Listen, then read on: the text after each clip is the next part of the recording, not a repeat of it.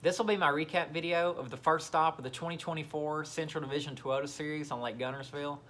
I got fortunate and ended up finishing in 10th place as a co-angler, so I wanted to hop on here and give some tips about how I caught them this week so that it might help one of you all on your next fishing trip. I struggled a little bit on the first day. I only brought in 3 fish, but they were all 3 good ones. I'll go ahead and roll that weigh-in clip. Dakota Bishop, Broadhead, Kentucky co-angler. Got us 3 of them. These 3, Dakota, going to weigh 12 pounds, 10 ounces, man. You got 3 of the right ones. Good start. So I ended up bringing in 3 fish for 12 pounds, 10 ounces on day 1. I was pretty excited about that weight coming into the weigh-in because based on the previous Toyota Series that we had fished on Lake Guntersville, I thought that would have me in like the top 30 after the first day.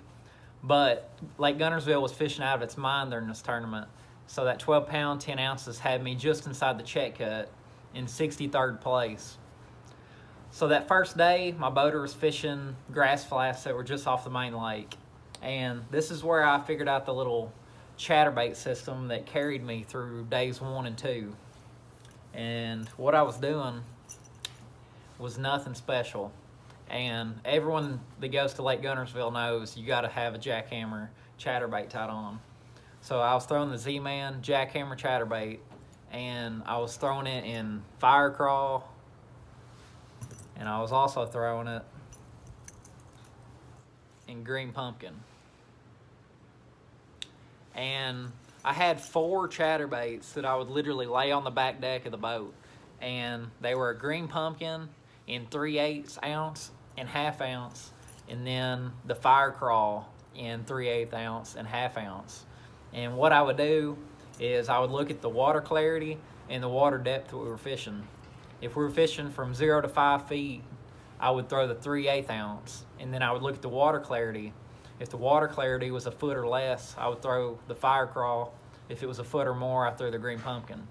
So once we got out there in the deeper grass that was like 5 to 8 feet, I would tie on the 1/2 ounce and in the green pumpkin or the FireCraw, depending on the water clarity. And that's how I was catching my fish. And I was throwing the jackhammer on a 7.3 medium heavy ducket, and I was using a 7-1-1 reel. And I've made videos on this in the past, but if you all haven't picked up on this yet, then you're late to the party.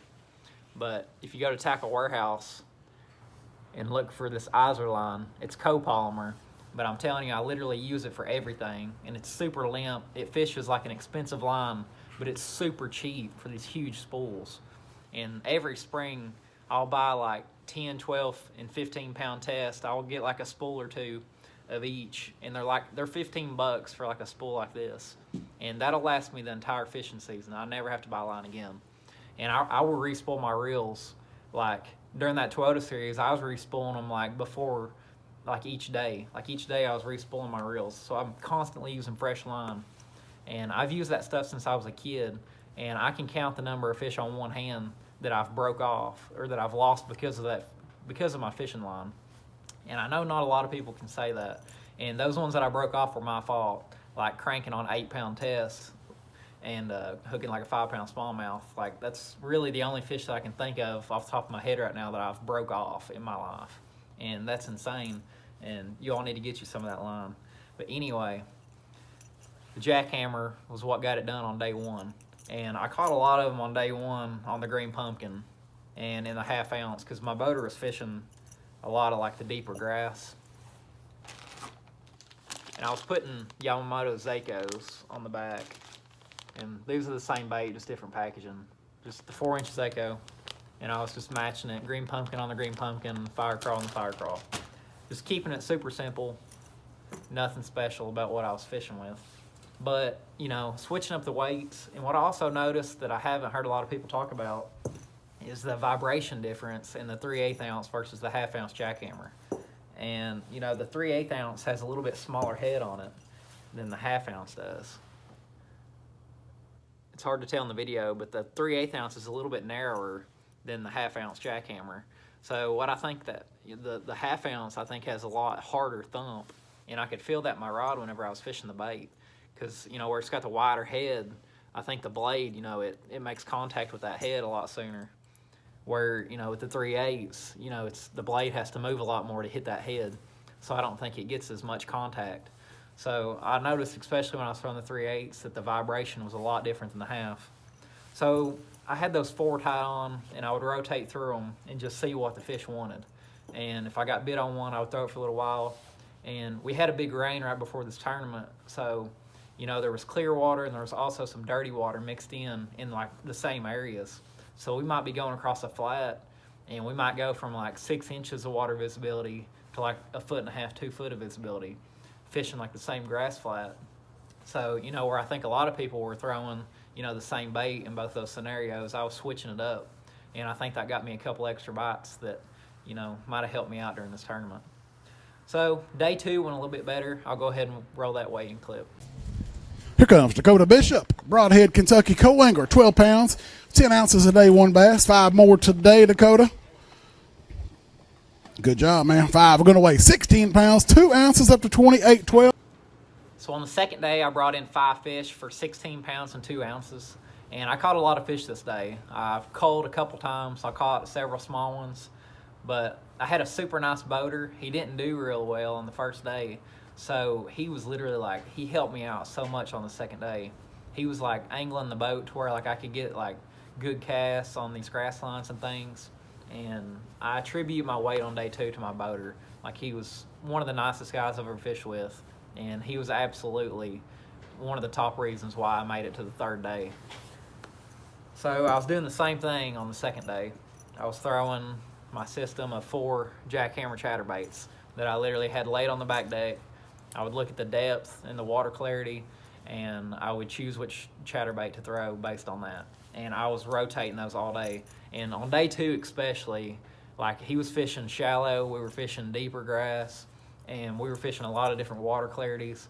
So all day, I felt like I was cutting off and retying a new jackhammer on based on the water, the water circumstances. So, but I had a good day and I caught a lot of fish, caught some good ones. I had 16.2. So after day 1, I was in 63rd. On day 2, I jumped up to 19th and I made the day 3 cut. The top 25 get to fish on the 3rd day. So I got to go out on the 3rd day, and that's when we had the best day of the week. So I'll go ahead and roll that weigh-in clip. They're going to be swinging for you. They're coming. Dakota Bishop, Broadhead, Kentucky co-angler, 12 pounds, 10 ounces, a day, 1 bass. Found the gas pedal yesterday, a little bit more weight, 16 pounds, 2 ounces, 5 more today, Dakota, right? Yes, sir. Got the limits, 3 days in a row. We need a big bag. Is this your biggest bag of the week? Yes, sir. Man, he's had a 16.2 already. We need 22 pounds, 8 ounces. Does that scare you any? Yeah. Don't have the 22, but he does have a great bag. Does have your biggest bag of the week on Championship Friday. 16 pounds, 8 ounces, 45 pounds, 4 ounces is your 3 days total, man. Good job. Great week for you. Payday for you, man. How do we catch them? Number 1 bait. The last 2 days it's been a chatterbait. Today it was a rattle trap. So what color is your rattle trap? Chrome. Chrome blue, chrome black. What is it? Blueback. Probably got some bone showing now. They probably ate the paint off of it, didn't they? They did. They ate it. I like it. That's when you know you got the right one. Who's watching back home in Broadhead, Kentucky, you want to say hey to? There's a few local businesses that I got to say thank you to. Welltrans, Broadhead Pharmacy, and Collins Respiratory Care. They're awesome people. And I'd like to say hi to my girlfriend, my brother, and my mom and dad. That's how you do it right there, young man. Great job. Got your way ticket right there. Have a safe trip back to Kentucky. So on day 3, I brought in 5 fish that weighed 16 pounds and 8 ounces. And that moved me from 19th place to 10th place, where I ended up finishing this tournament. The weight doesn't really show it because I had about the same weight as I did on day 2. But day 3 was a much, much better fishing day than the first 2 days. And it was probably one of the best days I've had on Lake Guntersville the past few years that we've went down there. And, I started out the day, we were fishing some main river grass stuff. And we were fishing less than 5 feet. So I started out, throwing my 3/8, jackhammers like I had, what had carried me the first 2 days.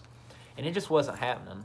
We fished for about an hour, and neither me or my boater had caught a fish. So one of our traveling partners that was fishing as a boater in this tournament as well, his co-angler had caught some fish behind him on a certain color Booyah 1-knocker earlier in the week. So I picked one up, thankfully, at the tackle store. going into day 3, just in case, you know, I needed to change things up. And the lake was slick calm. It was sunny. We didn't have a bit of wind. And I tied on this dude right here. I think the color is Foxy Shad. It's a Booyah 1-knocker in a 1/2 ounce. And in about 10 or 15 minutes after I tied on this bait, I had about 15 pounds in the boat. And I was catching 2 to 3 pounders almost every single cast. And those fish were there the whole time. They'd just seen so many baits throughout the week that they weren't eating. But for some reason, that bait right there was getting it done. And whenever I first started catching them on it, I was basically like worming it through the grass. And what I mean by that is I was like keeping my rod sideways, and I wasn't really burning the trap. I was trying to like feel the grass and almost just like work it like a worm slowly, where I could feel the vibration of the trap. And as soon as it would get caught on any grass, you know, I would just kind of work it loose, but I wasn't really ripping the bait. As the day progressed, around 10 o'clock or so, the bite slowed down a lot. And what I started doing then is I was using the same bait, but I started burning it. And for this setup, I was using a 7'6" medium heavy ducket rod, and I had a 7.5 to 1 reel, so I had a pretty fast reel. And I was throwing the same 15-pound Iser line on my trap. And I started burning the bait. I mean, as quick as I could. I was not even worried about ripping it out of grass or anything. I was keeping the bait high, and I think it was causing these fish to just react to it. I mean, we were fishing these bars that were kind of blocking the current, you know, from the main river, and these fish were sitting in these little holes behind these bars. And I think I was throwing it up on those bars and bringing it over those little eddies that these fish were sitting in, and they couldn't stand this thing. They were reacting to it. And I caught so many fish throughout the day, I just never could get that big bite that Lake Guntersville is known for. All the fish I caught were like 2 to 3 pounders. I ended up weighing in 16.5, so I had a little bit better than a 3-pound average on my 5 fish. But that was after numerous culls. And they were eating this bait so good that I was worried that a lot of my fish were going to die, to be honest. Because every fish that I was catching had this thing all the way back in their throat. And I was having to pick this thing like out of their crushers and out of their throat. And every fish I was catching, it would take me like 5 minutes to get them unhooked, because I was like having to pick it out of their gills and stuff back here because they were swallowing the bait. A couple of the fish I caught, I don't even think I had hooks in them. Like, they just had the bait just swallowed already. They were eating it. It was insane. And it was just absolutely a blessed week. And if you all are going fishing soon and you're going to be fishing around grass and 0 to 8 feet of water, definitely try out these baits. Get you some Booyah 1-knockers and get you some Jackhammer chatterbaits and go fishing. Good luck.